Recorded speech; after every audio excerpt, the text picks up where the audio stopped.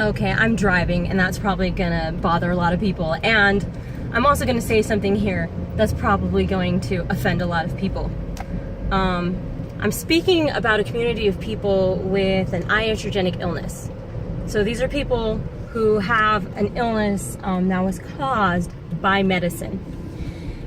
And the problem is, this is an unrecognized illness, so that means there's no official diagnosis. The drug companies do not recognize that this occurs as an adverse effect of the medications that they produce. And the problem with this is that then people don't have a way of explaining what they're going through. It's just not, it's either dismissed, or they're misdiagnosed, or they're ridiculed. And so not only are people having to deal with this devastating illness, but you know, they can't even communicate what they're going through with other people.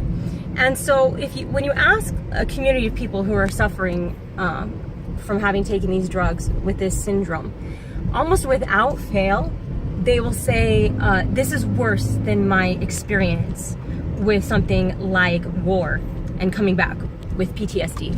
This is worse than my experience with rape, with losing a child. This is worse than my experience with stage 4 cancer and going through multiple rounds of chemo. Now, I can understand why that might offend some people. I mean, you might say, how dare you? How dare you compare your suffering to mine? But you know what? That's not really the point.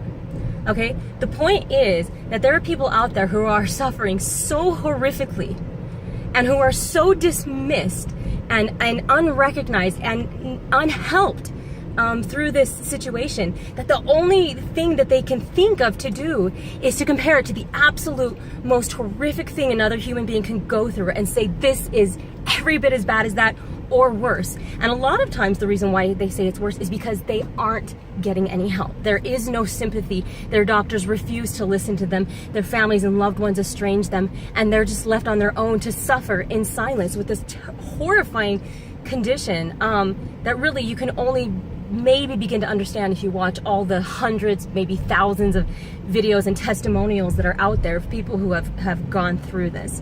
So the reason why I'm doing this video is because one of the themes this year is invisible, that this is one of these invisible illnesses.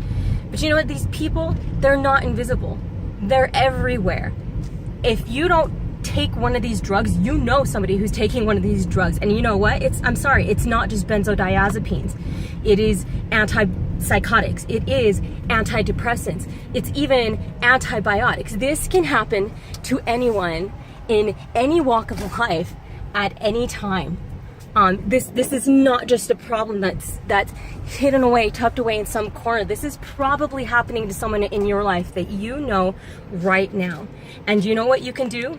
You can listen, you can learn, you can help to warn somebody else. You can go to my channel, Benzo Brains, and learn. You can go to w-bad.org, learn some more about this. You can recommend people to go to the innercompass.org and learn how to withdraw safely from these drugs. Tell their doctor to go there and learn how to help somebody who's going through this, because this is something that does affect you right now. It's real, I promise.